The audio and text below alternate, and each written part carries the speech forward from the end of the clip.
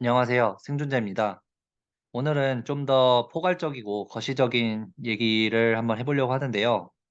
작년에 러시아가 우크라이나를 쳐들어가면서 이제 전쟁이 시작이 됐죠. 그 전까지는 사실상 언론에서도 그렇게 얘기가 나오지 않았었고, 이제 몇몇 전문가들이 이럴 가능성이 있다라는 정도에서 얘기가 있었는데, 그게 이제 실제로 발발을 하면서 굉장히 이제 쇼크로 다가왔었죠. 그리고 이제 금융시장도 그때 이제 직격탄을 맞았었던 걸로 기억을 하는데, 지금 1년을 넘어가고 있습니다, 전쟁이. 그러다 보니까 이제 다양한 내용들이 나오고 있는데, 이렇게 원래는 단기전의 예상이 됐었는데, 러시아가 이렇게까지 고전을 하는 이유가 물론 러시아의 노후화된 군사력이 이제 좀 뽀록이 난 것도 있지만 지금 유럽과 미국이 사실상 선전포고를 하지 않았을 뿐이지 뒤에서 거의 100% 지원을 해주고 있거든요. 그러다 보니까 이게 러시아와 중국 세력 대 서방 세계의 어떤 대리 전쟁이다. 라는 얘기도 있고 지금 푸틴이 생각보다 이게 잘 안 풀리다 보니까 핵을 또 언급을 하기 시작했습니다. 그러다 보니까 이제 핵전쟁으로 또 번지는 게 아니냐.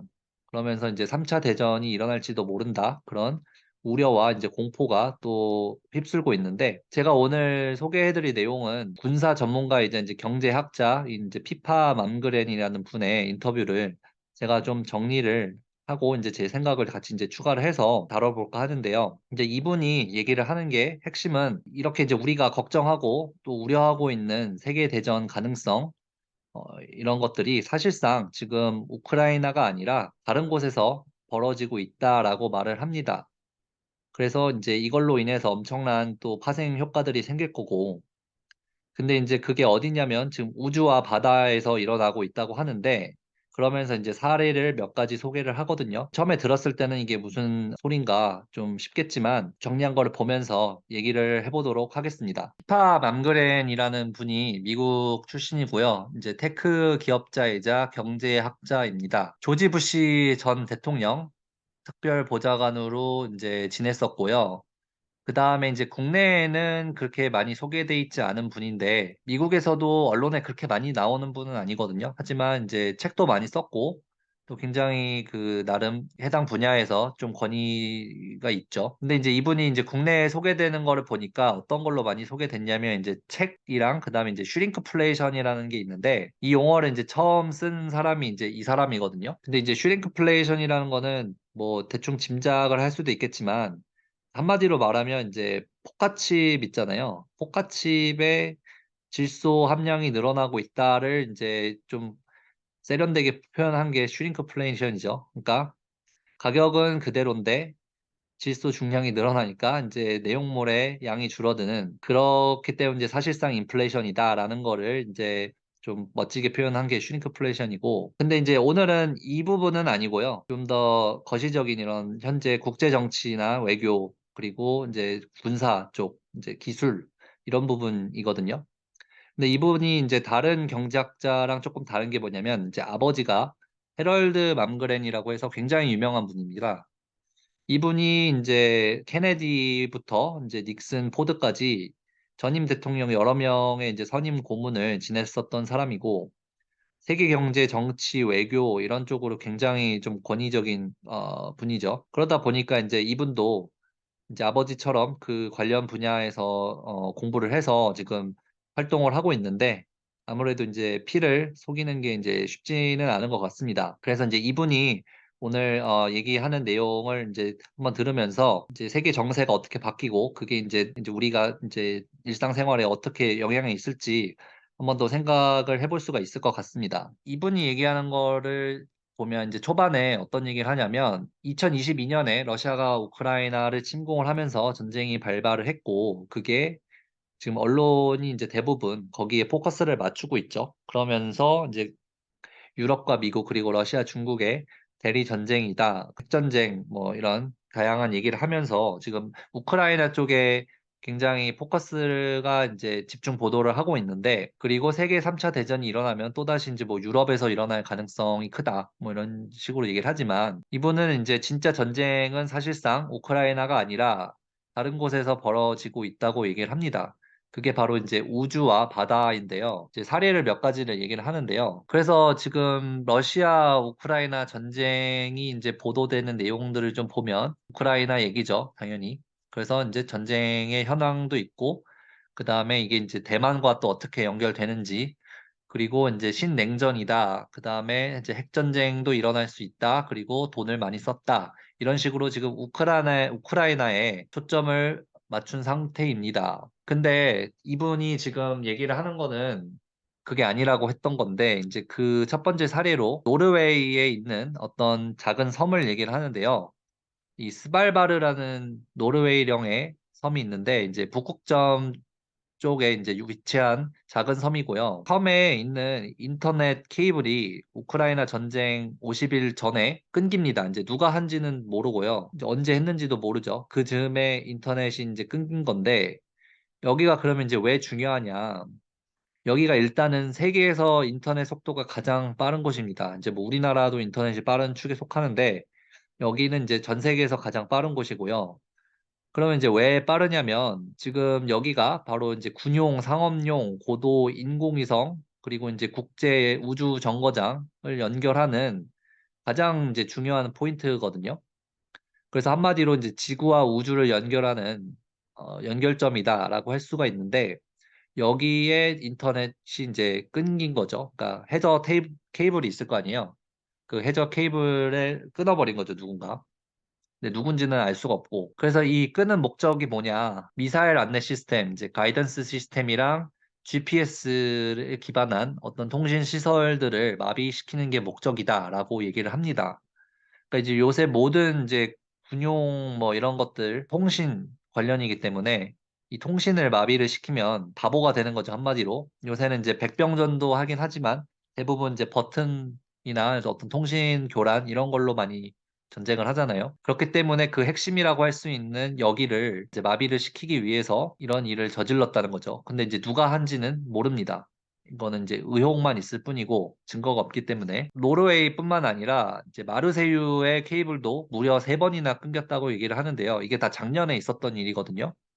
근데 이 마르세유도 이제 프랑스에 있죠. 프랑스인데 여기가 이제 중요한 이유가 여기에서 뻗어나가는 케이블이 굉장히 많습니다. 그래서 이 오른쪽을 보시면 마르세유에서 여러 갈래로 지금 그 해저 케이블이 뻗어 나가는데 저기 이제 저 케이블을 3번을 누군가가 또 끄는 거죠. 그러니까 여기는 지금 유럽과 미국, 아시아를 연결하는 굉장히 또 중요한 지점으로 알려져 있습니다. 3번이나 끊겼다는 거는 굉장히 고의성이 좀 다분하게 보이는 행동이고요. 그 다음에 이거는 언론에서 꽤 많이 보도가 된 내용이죠. 러시아 이제 파이프라인 그 노드스트림 2 가스관이 있는데 이게 이제 작년에 또 폭발을 했습니다. 그러니까 이제 러시아에서 천연가스를 공급하는 게 이제 가스관을 통해서 공급을 하는데 이제 가스관이 여러 개가 있거든요. 그 규모가 큰 게 독일을 통해서 독일로 가는 게 이제 제일 크고 그 다음에 뭐 터키 쪽으로 해서 가는 게 또 있고 그렇습니다. 그래서 어쨌든 독일에 갔다가 여기서 이제 또 서부, 남부, 유럽으로 이제 또 퍼져 나가는 이런 식으로 이제 전 유럽이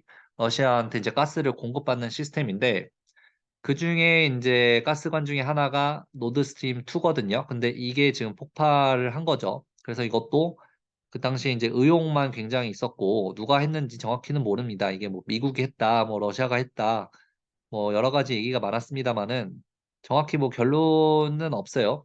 증거가 없기 때문에. 근데 이제 바다뿐만 아니라 지금 인공위성, 그러니까 우주에서도 이런 일이 벌어지고 있습니다.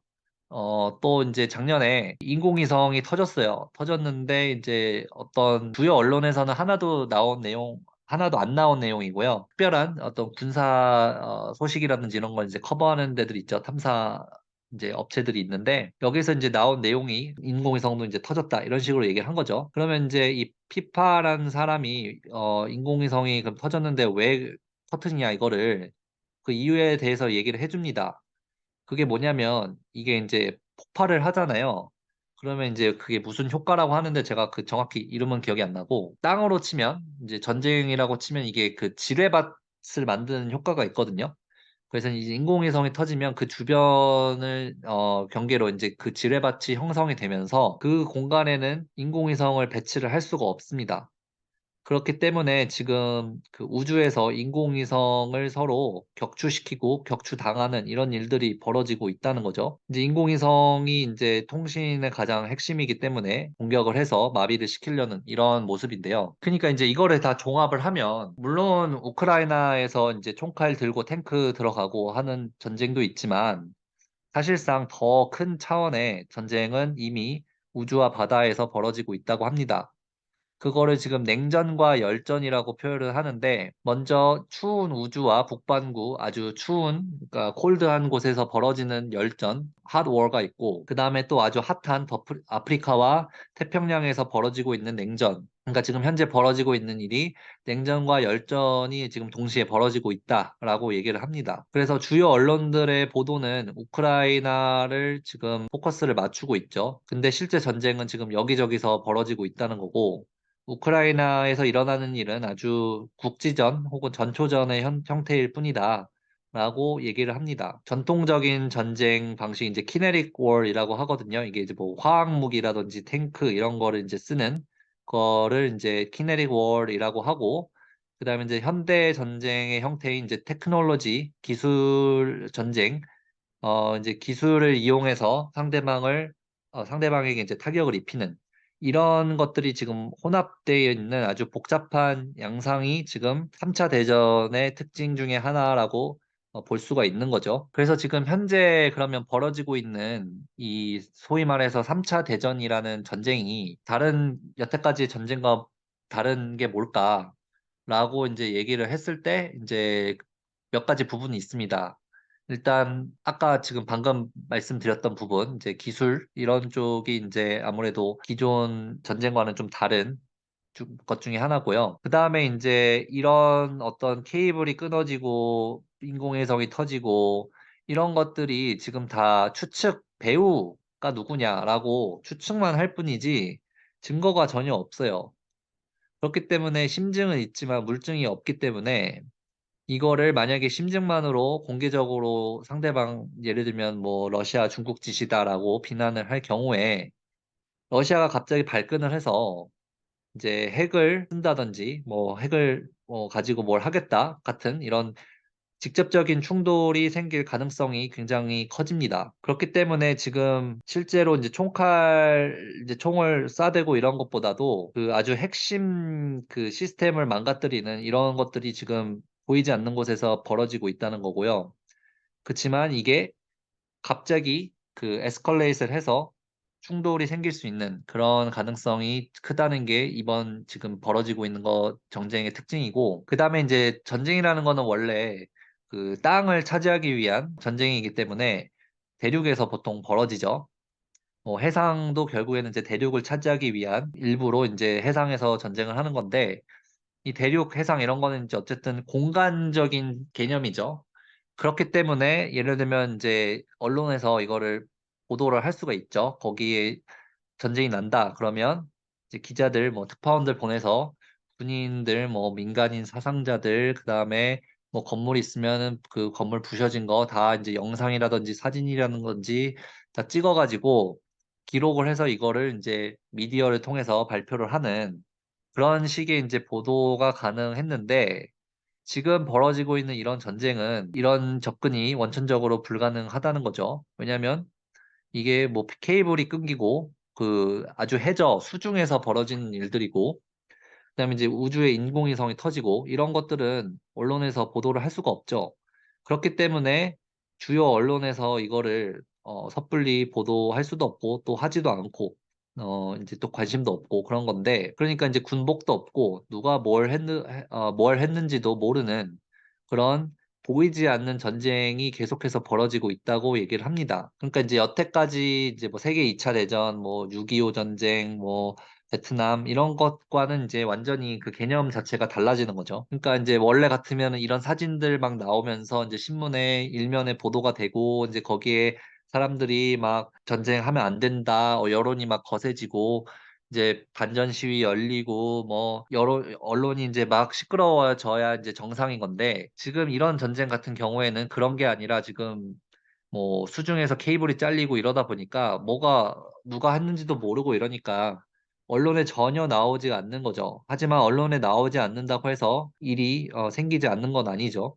엄청난 일들이 벌어지고 있는 거고, 그게 이제 자기들은 이런 것들을 이제 주목을 하기 때문에 3차 대전이 사실상 벌어지고 있다라고 얘기를 합니다. 그래서 일단은 이분이 이 전쟁을 얘기를 하면서 이 전쟁으로 인해서 또 생기는 여러 가지 그 파생 효과들이 있다는 거죠.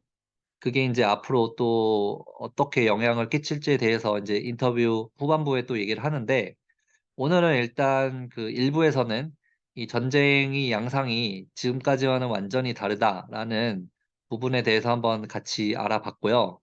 그다음에 이제 다음 시간에 2부에서는 이제 그 경제적인 어떤 영향력이라든지 아니면 정치적인 영향 그런 것들을 같이 얘기를 해보면서 이게 또 이제 우리의 일상생활 또 투자 이런 거에 또 어떤 영향을 미칠지 또 같이 한번 얘기를 해보도록 하겠습니다. 그래서 오늘은 여기까지 하고 다음에 또 좋은 영상으로 찾아뵙도록 하겠습니다. 감사합니다.